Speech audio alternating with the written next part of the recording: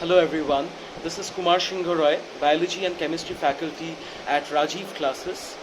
Now this year for NEET in Biology, let's start with Botany.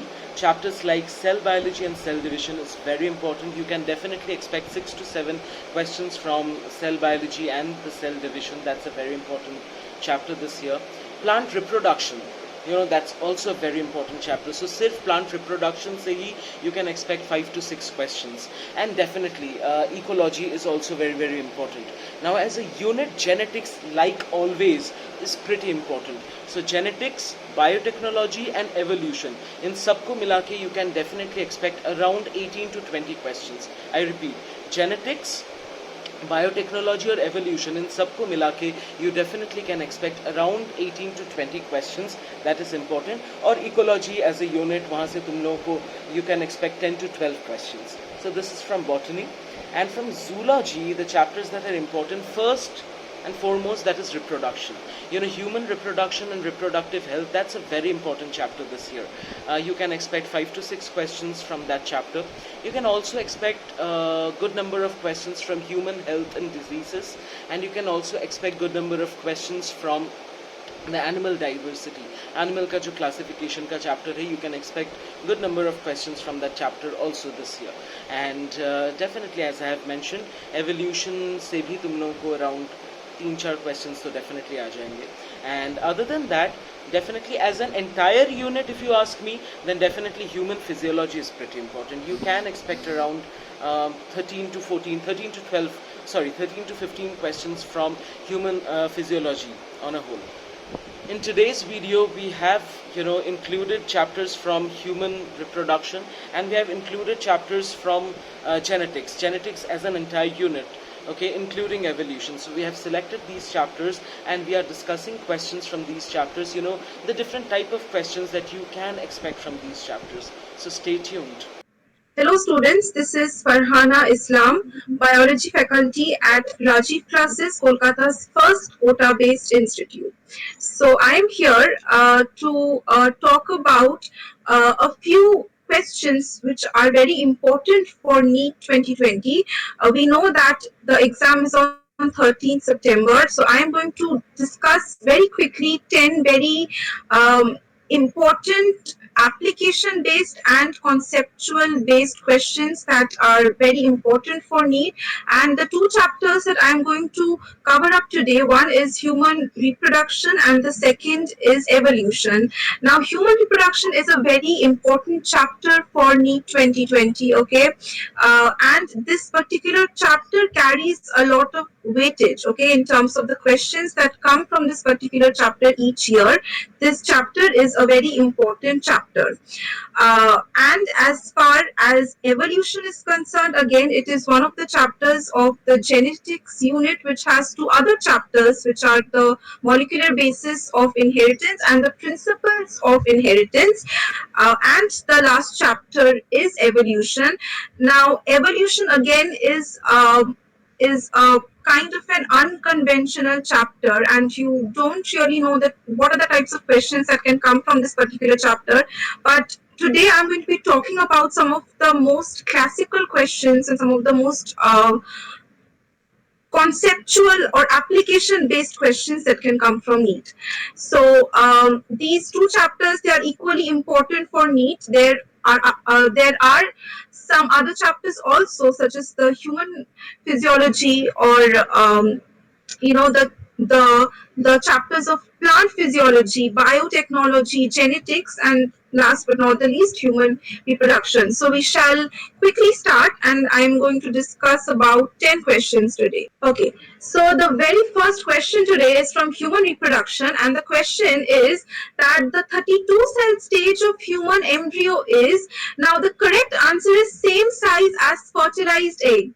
Now, the answer is very simple for those who have a conceptual knowledge over here. यहाँ पे conceptual knowledge क्या है? The conceptual knowledge is about cleavage. See, we are talking about the 32 cell stage, right? And the 32 cell stage is known as a blastula, and since we're talking about human reproduction, so in case of human beings, the blastula is also known as blastocyst, because there is a space there is a hollow space inside, right? Now the blastocyst, okay, it is the same size as fertilized egg. Now why?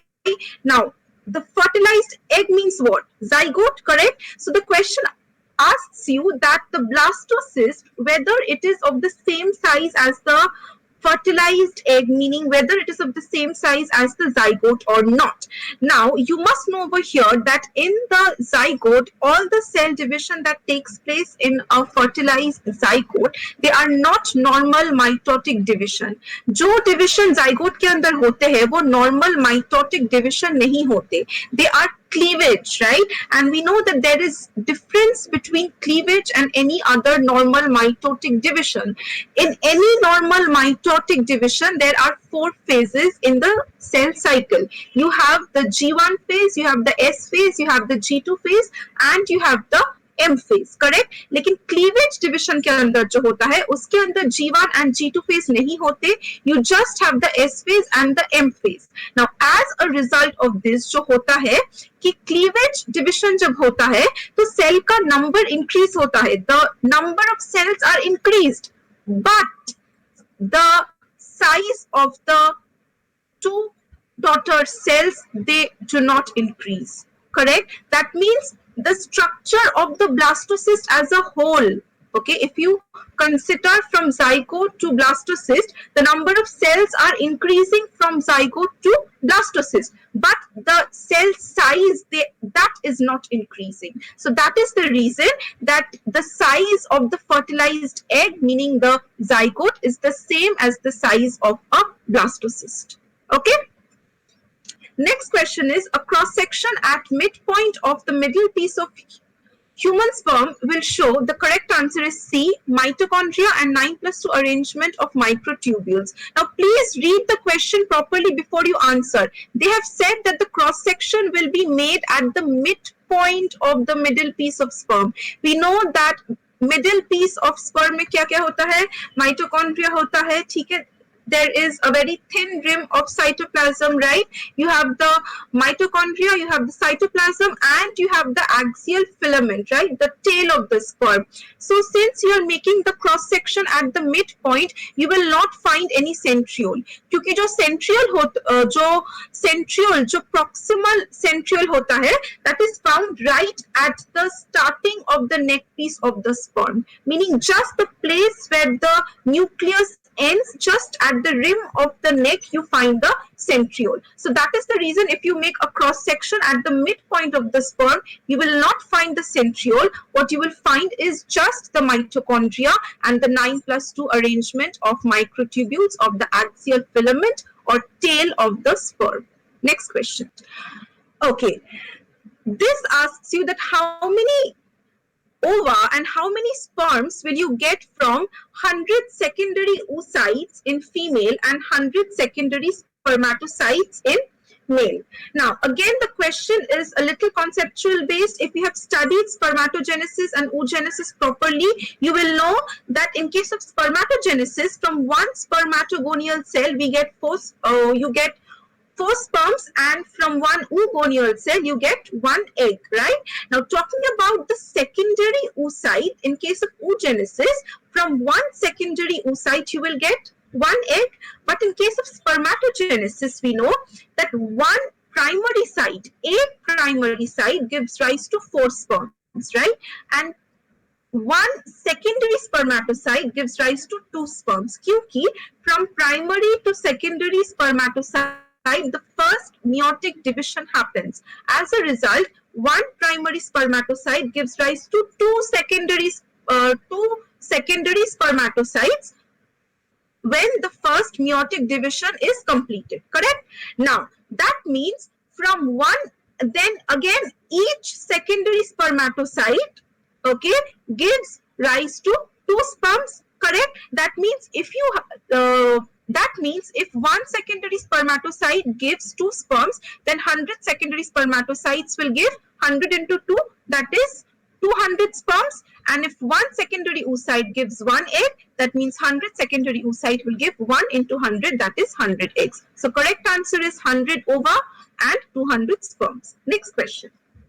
Okay, the next question is the source of the hormone inhibin in females is. Now, inhibin is one such hormone that in females is released by the granulosa cells and also by the corpus luteum. So, the corpus luteum, it secretes inhibin and progesterone. Okay, so in females it is released by granulosa and the corpus luteum, and the function of this inhibin is to actually inhibit the release of the FSH hormone. In males, the inhibin hormone is released by the Sertoli cells, where again that inhibits the function or that inhibits the release of FSH from the anterior pituitary. And we know that the primary function of the FSH in males is to promote or stimulate spermatogenesis. So whenever the sperm count in males, it increases beyond a certain number, this inhibin that is released from the Sertoli cells that actually inhibits spermatogenesis. So this is a very direct question. You know, this is a very fact-driven question. So if you know about this, you will be very easily able to answer this. So this is again a question that tells you कि human reproduction का chapter हम जब पढ़ रहे हैं तो ना ही सिर्फ structure जानना important है, it is also important that along with the structure you know what are the hormones that are released from there and how do they really affect reproduction. Okay, next question. Next question is a diagram based question where you have a diagram over here.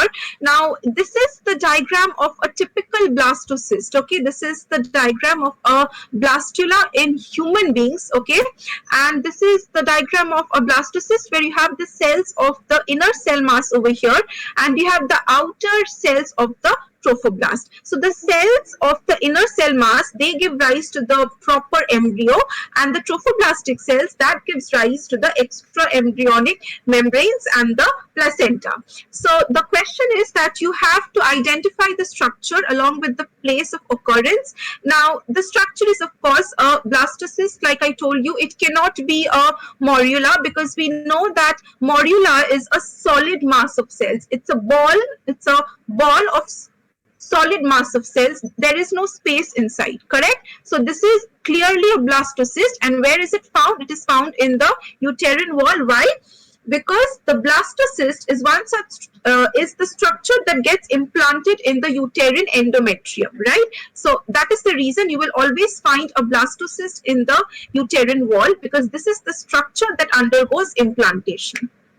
Okay. The next question is organisms that produce amniotic eggs. Okay, this is a very interesting question. एक बहुत ही interesting and important question भी है, इसीलिए क्योंकि ये जो question है, this actually tests how well the students have studied and how well have they taken the concept from the chapter. तो हम बात कर रहे हैं ह्यूमन रिप्रोडक्शन की. तो ह्यूमन रिप्रोडक्शन का एक सेक्शन होता है जहां पे we need to study about the extra embryonic membranes, right? There are 4 extra embryonic membranes that we study about, the amnion, the chorion, the allantois and the yolk sac. Now जो amniotic eggs होते हैं, these are the eggs which are found in case of the reptiles, the birds and the mammals who lay eggs. Okay, now a very important feature of the organisms or of the animals who lay amniotic eggs, okay, is that they offer or they exhibit extensive embryonic and postnatal care towards their offspring. हमें ये पता है कि जो organisms amniotic eggs lay करते हैं उनके अंदर 4 extra embryonic membranes मिलते हैं, and ये जो 4 extra embryonic membranes है, they actually serve they actually protect the growing embryo. They help in exchange of food materials and respiratory gases and of waste materials from the fetus to the mother and mother to the fetus. Now these 4 extra embryonic membranes which are found in amniotic eggs, ठीक है, that means these organisms, ये जो होते हैं, ये बहुत extensively अपने embryo को take care करते हैं, not only when they are growing inside the body of the mother but also after birth, postnatal का मतलब होता है after birth. Now first option is wrong because they invest more energy in parenting than placental mammals. This option is wrong क्योंकि जो amniotic eggs जो organisms lay करते हैं such as reptiles, birds or the mammals which lay eggs, जो placental mammals होते हैं, one example is human beings, they also invest a lot of energy in parenting. So the first option is wrong. Second option is wrong because it says that they produce more gametes in comparison to those animals with external fertilization. This is wrong क्योंकि those animals who have external fertilization, they produce more gametes as compared to those who have internal fertilization. ठीक है? The fourth option is wrong, that is they have high embryo mortality rate because these organisms who lay amniotic eggs, they actually take a very good care of the embryo when it is growing inside them, and they also take care of the babies after they are born. So since the embryo, the fetus or the baby is being taken so well care of by the parent, they have a very good natality rate, they have a very good survival rate. उनका mortality rate सबसे कम होता है because they are being taken so good care of. ठीक है? Next question. Okay, this question is that out of a Hardy-Weinberg population, okay, now this is a very good question. ठीक है? ये question बहुत ही अच्छा question है NEET के लिए, and it is a completely conceptual question. It is totally based on concept. It tests how well you have studied, how well you have understood the Hardy-Weinberg equilibrium. Now the question, and this is a very famous question of NEET. ठीक है? Hardy-Weinberg से mostly you get two types of questions. The first type is जहाँ पे you have been given the genotypic frequency and you have to find the gene or the allelic frequency, and the second type is where you have been given the gene or allelic frequency and you have to find the genotypic frequency. अब अगर हम बात करें इस particular question का, तो here you have neither been given the genotypic frequency nor have you been given the gene frequency. What have you been given? You have been given the number of individuals who have a certain genotype. Question को समझो हमेशा. Question क्या है? Question है that you have 1000 diploid organisms. Diploid का मतलब क्या होता है? The meaning of diploid is 2n. Correct? Now, you have 1000 organisms in a population and they are all diploid. Correct? That means they have 2 copies of each gene. Her gene का 2 copy है, and that you can see from here also कि हर gene का 2 copy है. So you have capital A. So you have so you have 300 individuals of the population who are homozygous dominant. So they have capital A. You have 600 individuals who are heterozygous dominant. So you have capital A, small a, and you have 1000 individuals who are homozygous recessive, meaning they are small a. Now, coming to the question so the question that has been asked is you have to calculate the allelic or the gene frequency. Allelic and gene frequency are the same thing, okay? So you have to calculate the gene frequency of capital A and small a. Now, mind you, you don't have the frequency of capital A over here. जो information तुमको दिया गया है, वो genotypic frequency नहीं है. वो क्या है? वो है number of individuals. Now, they are diploid individuals, correct? Now, if I want to calculate the frequency of capital A, then have a look over here. How many individuals have capital A? 300 individuals. अब हर individual के अंदर, ठीक है, हर individual, each individual has how many copies of capital A? 2 copies. Each individual has 2 copies of capital A. And how many individuals are there? 300 individuals are there. So how many capital A copies are there? It's 2 into 300. Why? Because we are talking about diploid, 2n. ठीक है? So you get 2 into 300, that is 600. Now, capital A heterozygous dominant के अंदर भी है, correct? Now, how many copies of capital A do you have in heterozygous dominant? One copy, okay? And how many individuals do you have? 600. So it is 1 into 600. So total number of capital A kitna hua? 2 into 300 of this capital A, capital A. So 2 into 300 is 600 plus 1 into 600. So 600 plus 600, that is 1200.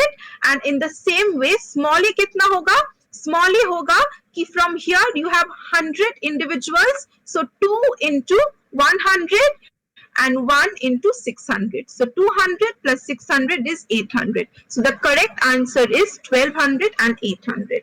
So please read the question properly, that what have they given you and what are they asking you to find out. This is a very good question for me this year. Okay, shall we have the next question? All right.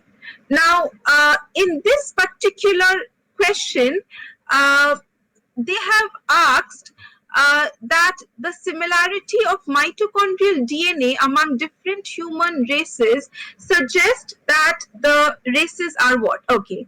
Now, this is a question again which is totally purely based on concept. Now, if you talk about the mitochondrial DNA is different from the nuclear DNA in the sense that there is no recombination in the mitochondrial DNA. Nuclear DNA के अंदर जैसे recombination होता है between the paternal DNA and the maternal nuclear DNA, mitochondrial का जो DNA है, that is only passed on from the mother to the offspring. That means the mitochondrial DNA that you have got it from your mother, just from your mother, not from your father, just from your mother. And your mother has got her mitochondrial DNA from her mother. That means indirectly you have got your mitochondrial DNA from your grandmother, and your mother has got her mitochondrial DNA from her grandmother. So that means there is a continuous transfer of mitochondrial DNA from one generation to another without any change. Essence यहाँ पे क्या है?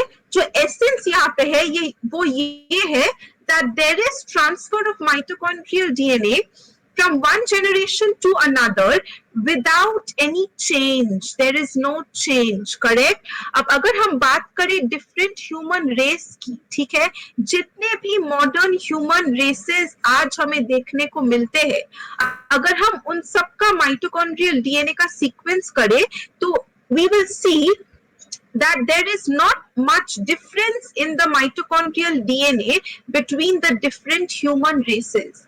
What does that suggest? That suggests that all the different human races that exist today in the world have come from a single common ancestor.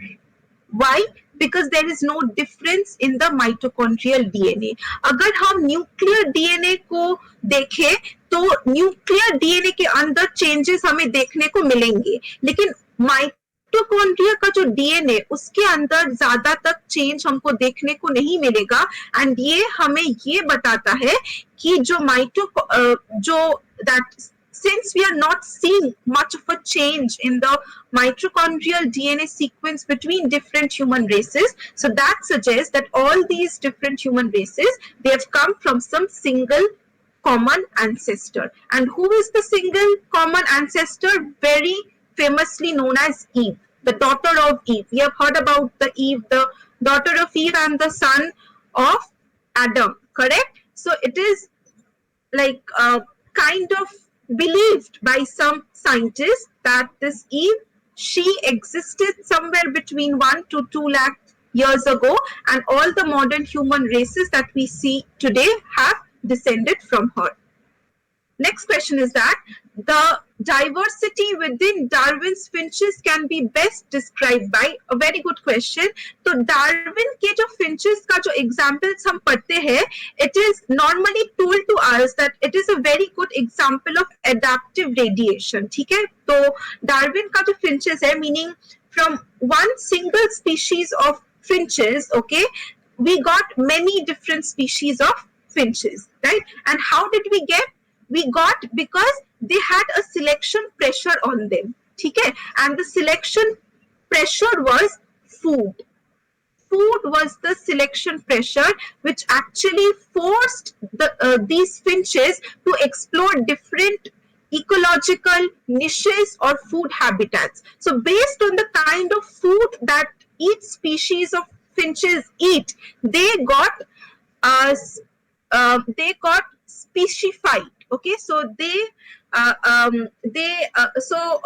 speciation happened based on food, based on food habitat. So it is a very good example of adaptive radiation. Why? Because we see that each species of finches, they have explored different food habitats, different ecological niches, but at the same time we should not forget that it is a very good example of natural selection also.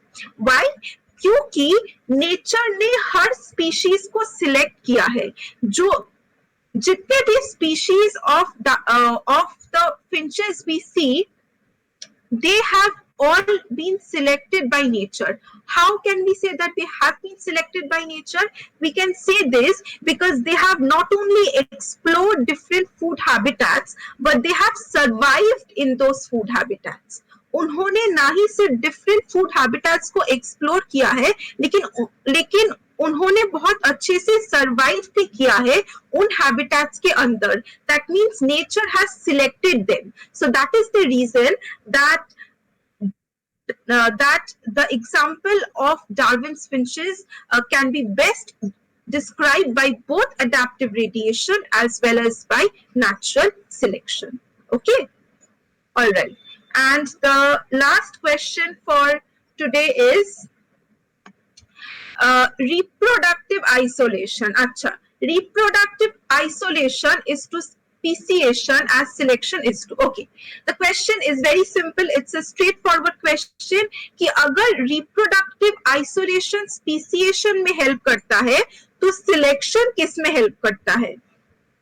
Now we know कि जब reproductive isolation होता है तो तभी जाके speciation होता है. Meaning when two members of when two individuals or two members of two different populations are not able to interbreed or are not able to mate with each other, okay, then that implies or that means that reproductive isolation has happened in the members of these two populations, and that means कि ये जो दो population है, they are the two populations of two different species. That means once reproductive isolation has been achieved, that gives rise to speciation. So you have two different species now. Now the question asks you कि अगर reproductive isolation speciation को help करता है, तो selection किसको help करता है?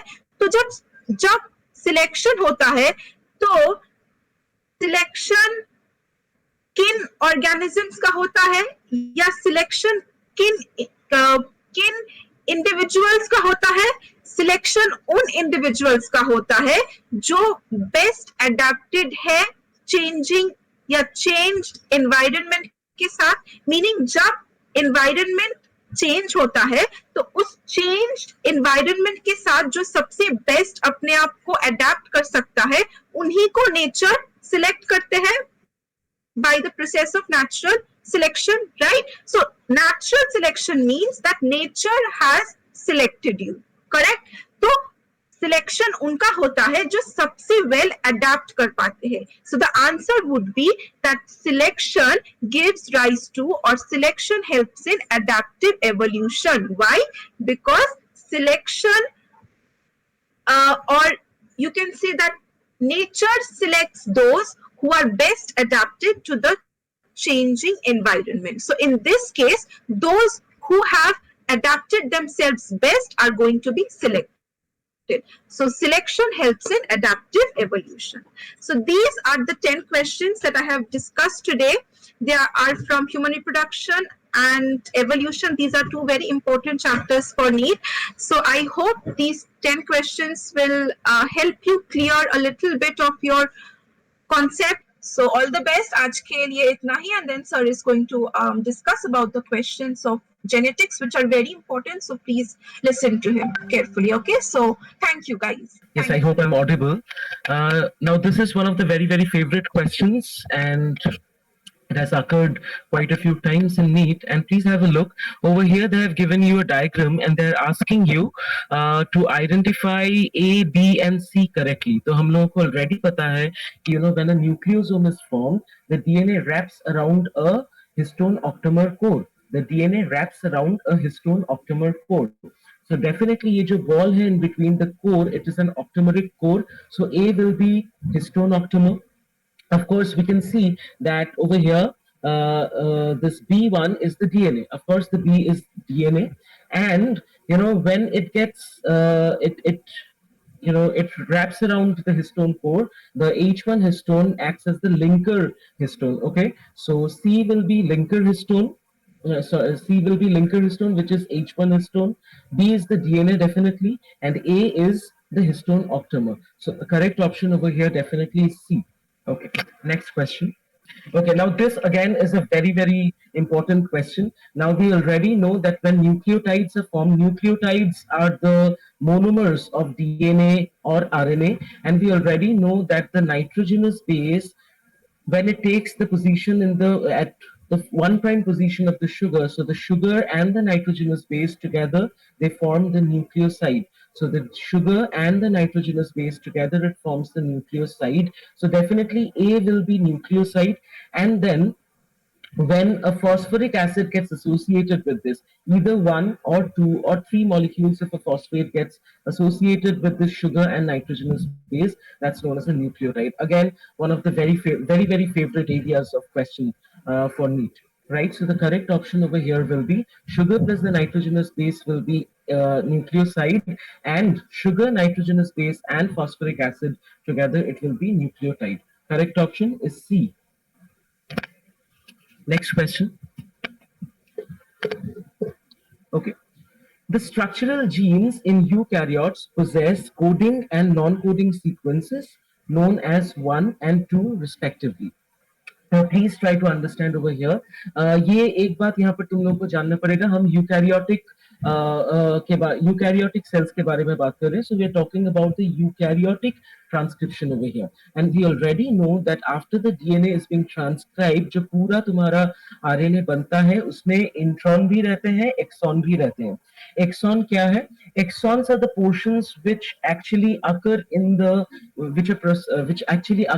mature RNA. The mature RNA में exons रहते हैं which actually code for a specific protein. So the region of the RNA which actually codes for a specific protein are known as exons, and these are interrupted in between by introns. Why introns? Because they are interrupting units. Okay, so don't get confused between exons and introns. Exons are the actual ones which actually appear in the actual portions of the RNA जो actually appear करते हैं तुम्हारे in the mature RNA, और ये जो intron है ये intrude करते हैं या interrupt करते हैं exons के flow को. तो यहाँ पर क्या करना पड़ता है? इंट्रॉन्स को काट के निकालना पड़ता है, exons को फिर से जोड़ना पड़ता है. The process known as splicing. So definitely one will be exons, which is the coding region or the coding sequences, and number two will be number two is the non-coding sequences. Those are the introns. So the correct option definitely is C. One is exon, two is introns. Next question. Okay, C. Now, this is a diagram that asking you, what does it represent? Does it represent the transcription in prokaryotes, or does it represent transcription in eukaryotes, or does it represent translation in prokaryotes or translation in eukaryotes? Now you can see you have a DNA over here. So DNA से जब definitely it's not translation, because translation is the mechanism of synthesis of proteins from RNA. It is RNA dependent protein synthesis. But over here, the first thing that you need to see is definitely it is DNA dependent RNA synthesis. So if it is DNA dependent RNA synthesis, it needs to be transcription. That's point number one. So C or D option हम पहले ही negate कर देंगे, and so it's either A or B. Now, is it a transcription in prokaryotes or is it a transcription in eukaryotes? Please have a look over here. You can see यहाँ पर capping हो रहा है, polyadenylation हो रहा है, और intron exon भी है, तो फिर splicing भी हो रहा है. So you can understand from here that definitely over here you have post-transcriptional modification, and now you people already know that post-transcriptional modification does not occur in prokaryotes, it definitely occurs in eukaryotes. So the correct option definitely over here is option B, which is the transcription in eukaryotes. Now, yeah. So the correct option is option B, which is transcription in eukaryote.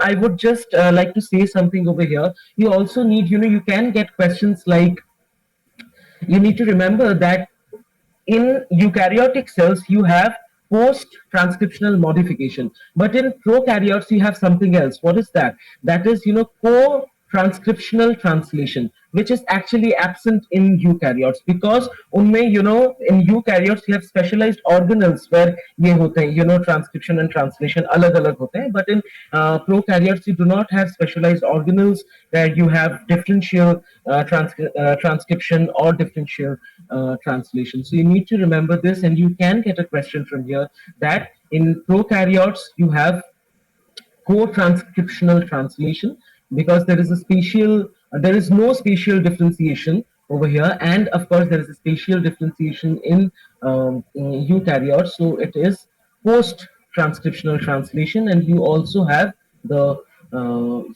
modifications in eukaryotes. The correct option for this question is C. Okay, now this definitely is a simple question. Which of the following enzyme is known as the chemical knife of DNA? When I'm talking about the chemical knife, maybe chemical knife is not a very commonly used term, but a very commonly used term is molecular scissor. And you know that restriction enzymes are molecular scissors, which are very, very commonly used in recombinant DNA technology. And these are a group of enzymes which are endonucleases. These are restriction endonucleases. So definitely endonucleases are chemical knives. Ligase is something that is going to join. Polymerase that is something that's going to elongate, and transcriptase. It is associated with transcription. So definitely, like, it's not ligase, not polymerase, not transcriptase. It is endonuclease. Specifically, we are referring to restriction endonucleases over here. So endonucleases are chemical knives or molecular scissors. Okay, now an interesting question over here. Of course, you will get questions from why did Mendel select Pisces atom and everything, but we have twisted the question over here a bit, and the question over here asks which of the following are or is the reason for Mendel's success. Now, the first option over here is usage of pure lines or pure breeding varieties. The second is consideration of one character at a time.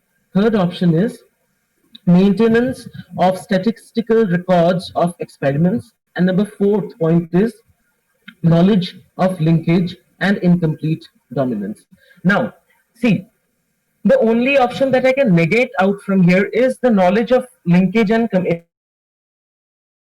dominance, because Mendel ने जब ये experiments किया था, Mendel did not have any knowledge about linkage and incomplete dominance. So number 4 वाला जो option है, that is the knowledge of linkage and incomplete dominance, you absolutely need to negate this, and the rest of the 3 options, that is usage of pure lines or pure breeding varieties, definitely he did that, and he definitely considered one character at the same time, and he maintained statistical records of all his experiments. So definitely, the correct option is 1, 2, and 3. That is option B.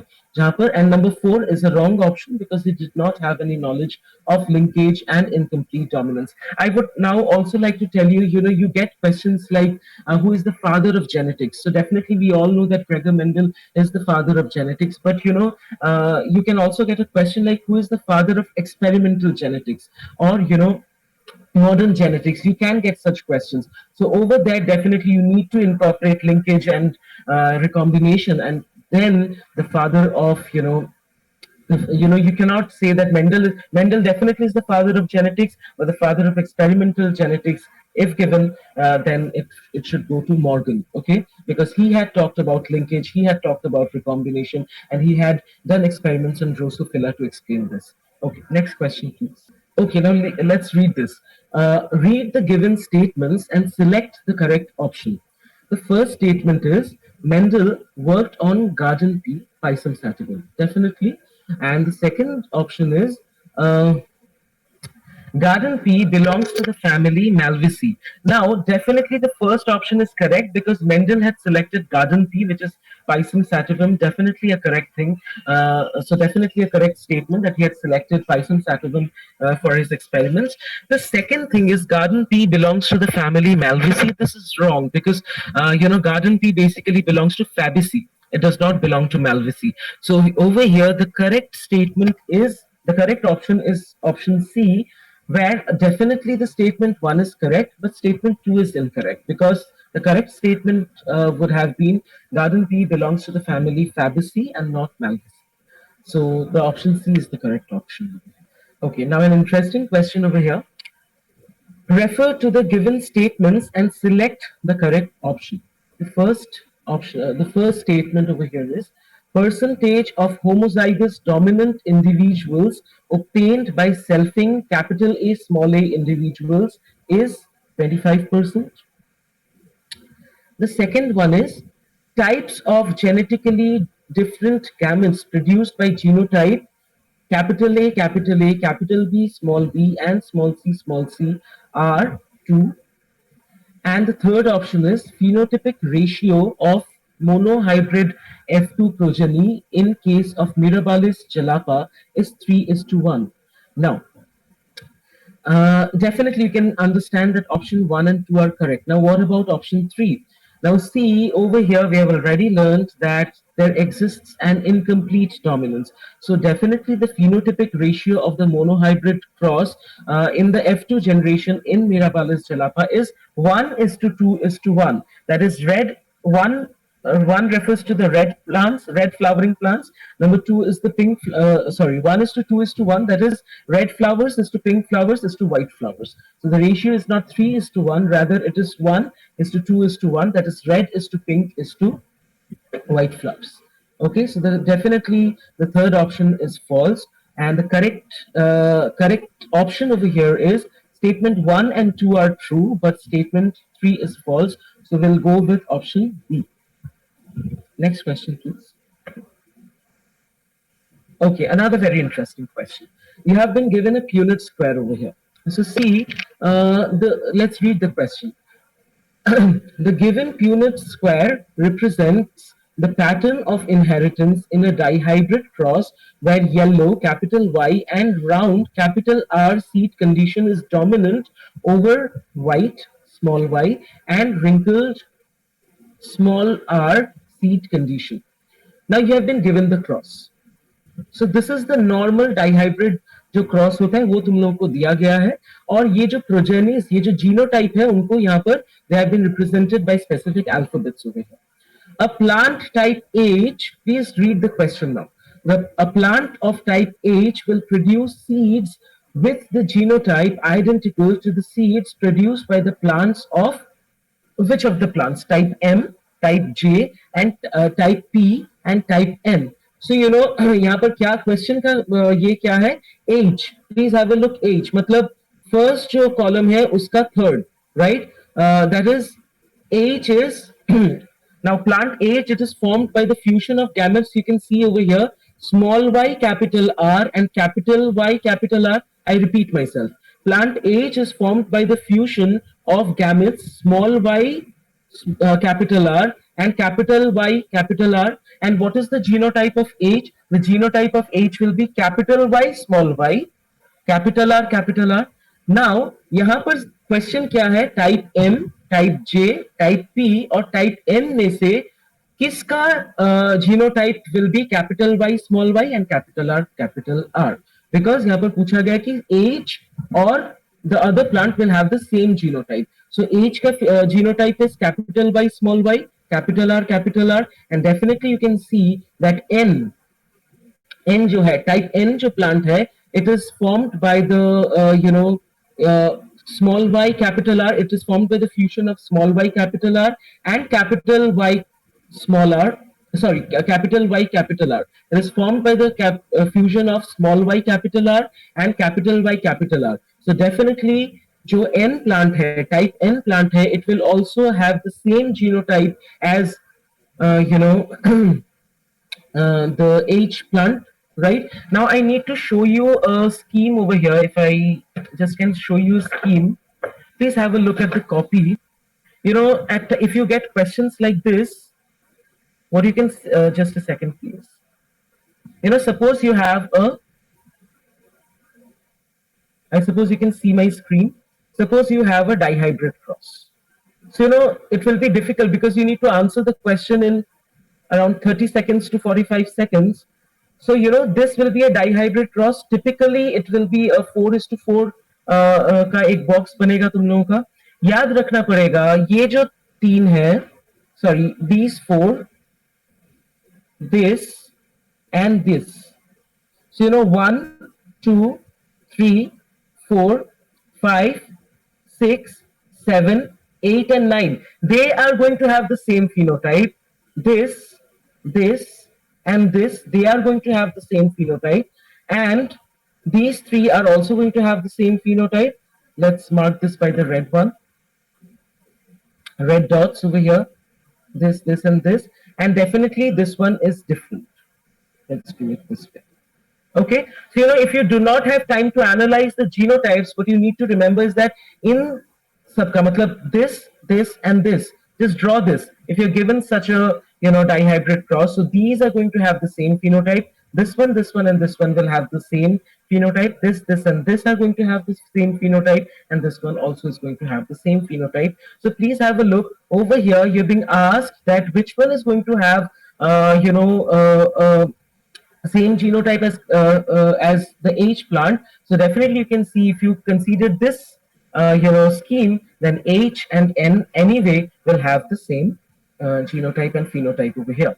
Okay. Now can we move on to the next question, please? Okay, now this one is definitely a simple question, but I've incorporated this question because you can get such questions. This is a simple version. You may get a more complicated version, but what you need to know is that you need to be thorough with these symbols, and it asks you which one is the incorrect match. So definitely the first is a correct match. The second is a correct match again because it is sex unspecified. The third one, number C, definitely is not a correct match because यहाँ पर male दिया गया है, and definitely it's not a male, it represents a female. And number D, definitely it is the affected individuals. So you know, the correct option over here definitely is option C. Now I have, you know, on purpose I have incorporated this question, although simple, but definitely I wanted my students to know that, you know, you at times get simple questions, but you need to be thorough with every, you know, such questions. You can get such questions from the pedigree chart. Okay, so you know, I have incorporated different types of questions. I'm not saying that you'll get questions common from here, but these are the areas, so these are the topics that you need to focus on, and these are the different types of questions that definitely can expect in this year's NEET. Yes? Okay, thank you. Hello, everyone, and hi to all my dear students who are going to appear for NEET 2020. I know that you have lots of pressure on your head, but still, we have to keep on practicing till we sit for the exam, and I wish that all of you will give a very good exam. My name is Rajoshi. I am All India Medical Faculty. I also used to teach in Rajiv classes as a biology teacher. So today I have brought some of the questions which I think that it is important for your NEET exam. I have taken the questions from different chapters, for example, genetics, then disease, then digestion, various chapters which you have in your syllabus, and some of the chapters from which I have taken up some few questions, like inflorescence, there is morphology, then photosynthesis, and like that. So I will be discussing these questions today, one after another. So the first question, how many meiotic divisions are necessary to produce 40 seeds in Capsella plant? You know that Capsella plant is a dicot plant, right? Now, in this case, number of meiotic divisions, if you go for calculating the meiotic divisions, I hope you remember that only one of the functional megaspore is remaining. In case of megasporogenesis, if you recall, we know that out of 4 megaspore, I am repeating clearly, listen to me, out of 4 megaspore which are formed, upper 3 they get destroyed, they get degenerated. Only the basal one that survives, and that we used to call it as functional megaspore. Yes. But in case of microsporogenesis, what happens that 4 microspores are produced. 4 microspores are produced. That means it represents pollen. So if we write in this way that 1 by 4, that is for the functional megaspore, क्योंकि चारों functional megaspore बने हुए थे, out of that 3 of them they get destroyed, they get degenerated, and only one remain, which is known as, yes, functional megaspore. Now this we can write in this way mathematically, that is 1 by 4 plus 1 by 4 by 4, because in case of pollen you can see that 4 of them they are surviving, so 4 by 4 makes 1. So now you have to do an addition, that is 1 by 4 plus 1, so it comes about 5 by 4. So how many seeds are asked over here? 40 seeds. So you can do 5 by 4 multiplied by 40 and your answer will be 50. So the correct answer for this question is option number 1, that is 50. So let's move on to the next question. Now in this case, we can see colchicine is a mitotic poison because it, yes. Students, you know that there are various types of plant alkaloid. Yes, you know that alkaloid, they are the nitrogenous waste product of the plant, and colchicine is one of them. We often used to use this colchicine in laboratory. And you know this fact that this colchicine is a mitotic poison. They are responsible for mitotic arrest. How do they do this arrest? They are going to disrupt the spindle fiber. They are going to disrupt the spindle fiber, rather they are going to inhibit the formation of mitotic spindle. So let's see what are the options given over here. The causes splitting of chromosome, it has nothing to do with chromosome, so this option is not the correct one. Causes non-pairing of chromosome, again it has nothing to do with the chromosomes. Agglutination of chromosomes, no. Inhibits formation of mitotic spindle, that is the correct answer. Just now we have discussed that it do not allow the spindle formation to occur. So the correct answer for this question is B, that is inhibit formation of mitotic spindle. So let's move on to the next question. Now in this case, I have taken a question from population genetics. You know that in case of population, there are over here in this question, we can see 200 organisms. In a population of 200 organisms, only 8 organisms have recessive form of character. Then find out the percentage of organisms with dominant allele of character in the population. So what we have to do over here, it is mentioned that total number of organisms कितने हैं? 200, and 8 organisms have recessive allele. ये जो 200 individuals हैं, organisms हैं, इसमें से सिर्फ 8 organisms में ही recessive allele मौजूद है. Only 8 individuals they are having recessive allele. So what we can do, we can just simply subtract 8 from 200, and what we will get? 192. Yes, 192. So out of 200 individuals or organisms, we are getting organism showing dominant allele. That is 192, because already it has been mentioned in the sum that 8 of them have recessive allele. So 192 वाला जो organism है, that means the 192 organisms will be having the dominant allele either in homozygous or in heterozygous. So the dominant allele in the population is 192 divided by 200 into 100. Why 100? Because we are calculating out in respect to percentage, with respect to percentage. So it is coming around 96%. You do the calculation, please. 192, matlab we are supposed to, what we are going to find out? With the dominant allele that recessive form of character, then find out the percentage of organism with dominant allele. So you have to find out the organisms which have the dominant allele, right? So already it has been mentioned that 8 organisms out of the entire population of 200, they have recessive form. That means they are homozygous recessive. So we are not going to get any dominant allele over there. So simply subtract it and you are going to get 192. So out of 200 population, so 192 divided by 200 into 100, because we are doing it out in for the in respect with respect to percentage. So you are going to get the answer 96%. So the correct answer for this question will be 96%. That is option C. Now let's move on to the next question.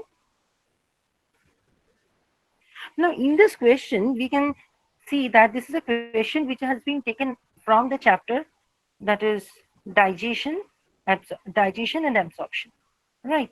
Here we are seeing series of biochemical reaction mediated by enzymes that are going on in our body. First option, we see that oligopeptide with the help of enzyme carboxypeptidase dipeptide plus amino acid.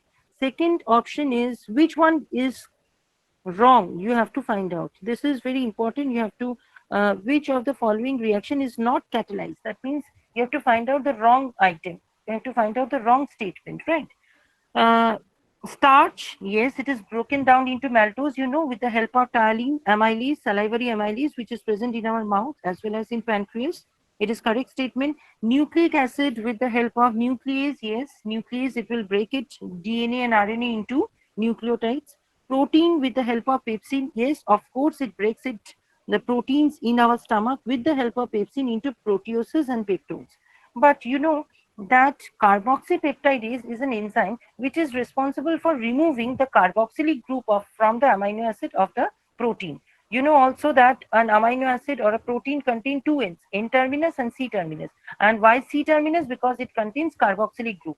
So the enzyme which is responsible for removal of carboxylic group is carboxypeptidase. So the wrong here, what is given over here is that usually oligopeptide. Oligopeptide means which contain 2 to 20 amino acid. A peptide which contain 2 to 20 amino acid, and it is not broken down into dipeptide and amino acid. How can it be broken down if it is made up of, that is carboxypeptidase? It is not the job of carboxypeptidase to break the oligopeptidase into dipeptidase into dipeptide and amino acid. No, it is only responsible. You know that enzymes are very specific with respect to their activity. So it is only responsible for removal of the carboxylic group.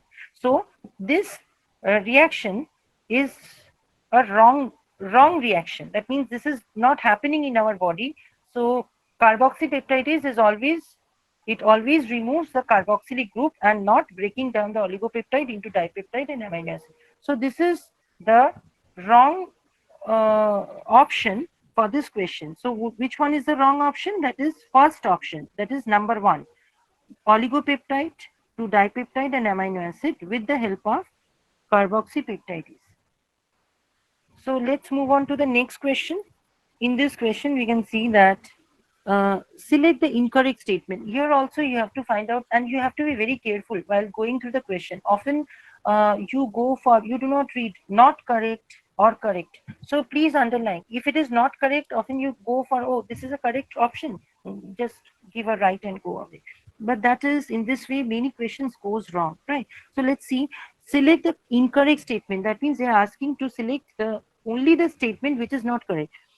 Rheumatoid arthritis is a autoimmune disease. Yes, you know that rheumatoid arthritis, it is from disease chapter. Autoimmune disease, I think you all know that when our own immune system cannot recognize the foreign particles, it cannot distinguish between the foreign and foreign particles and the particles or the substances which are there from our birth in our body. That means which is not foreign. In such under such condition, our immune system attacks our own body tissue. Yes, because they cannot distinguish between which one is foreign and which one is not. So in that case, they will attack our own body tissue. And also, you know that in case of rheumatic arthritis, it is a joint disease where the lining of the joint is attacked by the immune cells. They causes swelling, and that is called pannus. So this statement is totally correct, absolutely correct. Metro city children of India suffer from allergy and asthma. Yes, because urban areas, metro city areas, they have so much of pollution, and there is a chance that the people who are living over here, they can suffer from allergy and pollution because there are a number of allergen and pollutants. This is very easy, and this is also correct. Spleen does not contain macrophages. Oh my God, spleen produces, surely they produces macrophages. Who said they never produce? They obviously produce. So you can easily mark it out that this statement is not correct. This is your answer. That means this is an incorrect statement. And again, you can see HIV replication. HIV replicates in T helper cell. Yes, that is why they are called HTLV. That is, they attack the T lymphocyte. So we can see A is correct, B is correct, D is correct. Which one is wrong? C. Option C is incorrect because spleen does not contain macrophages. No, spleen contain macrophages.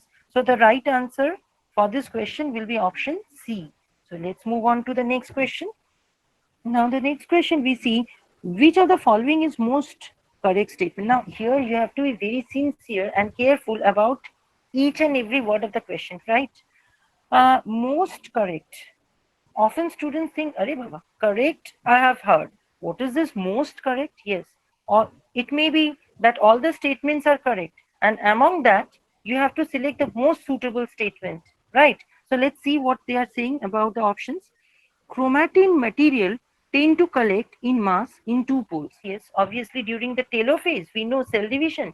During the telophase, the chromatin material they collect in mass in two poles, but not actually in any random ratio. They are collected in a definite ratio. One chromatid is collected, or one that is chromatid of a chromosome goes to one pole, another chromatid of a single chromosome goes to another pole of the daughter cell, right? We know that. So this is correct, but it is not very specific. Let's go for the second option. Each set, yes, the answer is lying in which part? Each and every word I asked you to read properly. Each set, I'm giving emphasis, each set of chromatin material tends to collect at each of the two poles. Same thing, but each set is mentioned. That means they are more specific. So it is also correct. Each set of the chromatin material tends to collect in one pole. This is a wrong statement. They are not accumulated in one pole. Rather, they are distributed in both the poles. Chromatin materials tends to collect in a mass in one pole. This is also incorrect. You can easily understand. But the confusion will lie with option A and option B.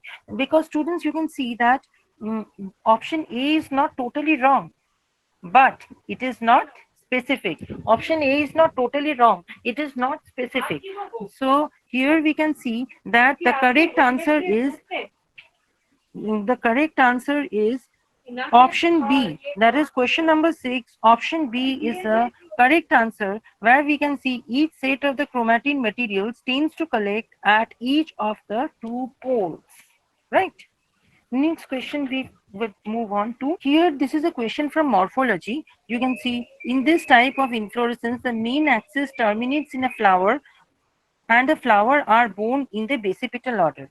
Here, what type of inflorescence we are talking about? We are talking about, yes, you can easily understand that we are talking about cymose inflorescence because it is basipetal and it is terminated by a flower. While racemose, they have indefinite growth because they have indefinite growth, and that they are not basipetal according to their orientation. So the correct answer for this question will be thymos inflorescence, that is option D. Next question, we are moving on to question number 8. Now, in this question, you can see the question has been put forward from the chapter photosynthesis, and where head of the chlorophyll contains how many rings? I hope you remember how many rings are present in the head of the chlorophyll. There are tetrapyrrole ring, 4 pyrrole rings are there. In addition to that, there is another ring that is known as cyclopentanone ring. So total ring is 5. Let's see what is the answer given. 4 ring, no. 6, no. Option C, it is given 5 rings are there. So it is the correct answer. Let's move on to question number 9. In question number 9, we can see which of the following factors rise the P50. You know the P50 is the measure. That means if P50 increases, the affinity of oxygen for hemoglobin, affinity of the oxygen for hemoglobin decreases. So P50 value and shift hemoglobin, oxygen hemoglobin dissociation curve to right. That means there are 2 factors. The rise of PCO2, we know that in case of the cells, the carbon dioxide which is coming out from the cells, it is the partial pressure of the carbon dioxide coming out from the tissues, coming out from the cells, is responsible for making the bond of oxygen and hemoglobin feeble. So what will happen? The oxygen will get dissociated, and oxyhemoglobin dissociation curve will shift towards the right. So this is one of the correct answer. And that means another thing, falling temperature, no. Rising temperature can shift the curve to the right. So it is not the correct. Fall in pH is again another factor, because you know carbon dioxide results in low pH. Why? Because it will react with water to form carbonic acid, and carbonic acid is acidic in nature, so it is responsible for fall in pH. So the next option is fall in diphosphoglyceric acid. No, rising diphosphoglyceric acid as a substrate, they will decrease what? They will they will shift the oxygen hemoglobin dissociation curve. But here over, they have not given rise, they have given fall in diphosphoglyceric acid. So we can see option A and option C, that is rising partial pressure of carbon dioxide and fall in pH. These 2 options are correct for this answer. So let's check it out. Option A and option C, it is the option 3 is the correct answer, because it is having both option A and option C. That is, statement A and statement C are included in this option 3. So next, let us move on to the next question. That is question number 10. Now, in this question, we have seen it is a question from biotechnology, where it is given that restriction enzyme act on which of the sequence. Now, students, we know that restriction enzymes, they recognizes palindromic sequence. Now, you also know that palindromes are the inverted repeats. Now, inverted repeats means, that means if you see that they should be complementary from both the ends. The first option we can see C, G, G, C, T, T. So C and T, they are not complementary. And in the second option, G, G, G, C, C, A, we can see G and A, they are not complementary. Coming to the third option, G, T, A, T, G. G and G, they are again not complementary. But coming to the fourth option, G, T, C, G, A, C. G and C, they are complementary, T and A, they are complementary, and C and G, they are complementary. So it is the palindromic sequence, and here over, restriction enzymes, they are going to act. So the correct answer for question number 10 is option D, that is G, T, C, G, A, C. So these are all with my 10 questions which I have presented, and I hope that you all will be doing very nice in your exam, in upcoming NEET exam in this Sunday. Thank you, dear students. Farhana ma'am, do you have something to say? Some questions come which are a little bit conceptual based questions, mostly from human physiology or from genetics or from human reproduction, ठीक है, या plant physiology से भी हो सकते हैं, ठीक है, जहाँ पे they test how well are your concepts clear, and there are some questions जहाँ पे तुमको थोड़ा analyze करना होता है. Mostly such questions come from genetics, mostly from this principles of inheritance, but there are certain questions जो बहुत easy होते हैं जिनका आंसर हम सबको ऑलमोस्ट पता है, ठीक है. So it is a mixture of questions, but what you need to do is कि हमें हर चैप्टर को we have to study like that. तो ऐसे कुछ पार्ट्स होंगे जहाँ पे आई थिंक सिंस अभी बहुत ज्यादा टाइम नहीं है नीट के लिए, so please don't study anything new. जितना पढ़ा है उसी को सिर्फ ब्रश अप करो. जो छोटे छोटे कॉन्सेप्चुअल पार्ट्स होते हैं उनको थोड़ा सा ब्रश अप करो, ठीक है.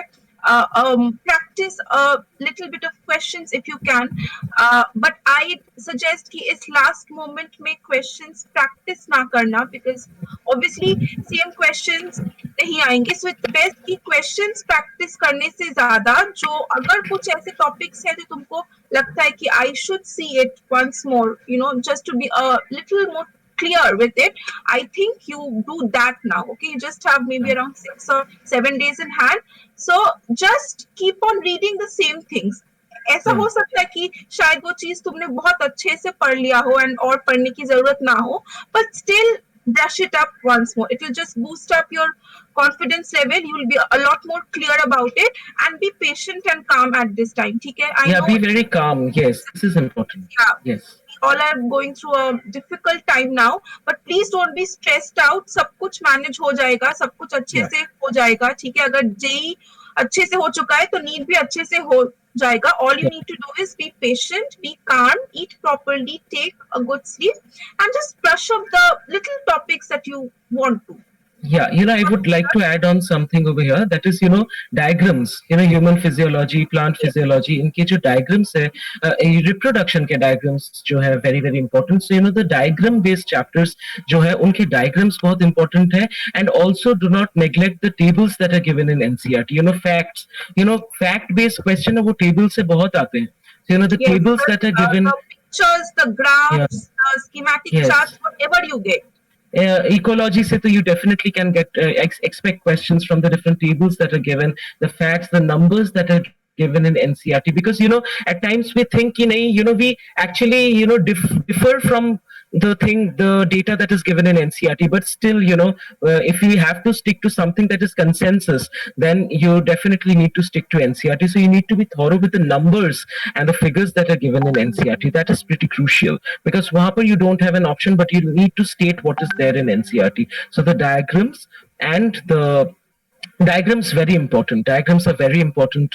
We all know that they're very important. So be thorough with the diagrams and the tables and the data that's given in NCERT. Okay. So all the best to everyone. Yes. Okay. All the best, students. Yes. Yes.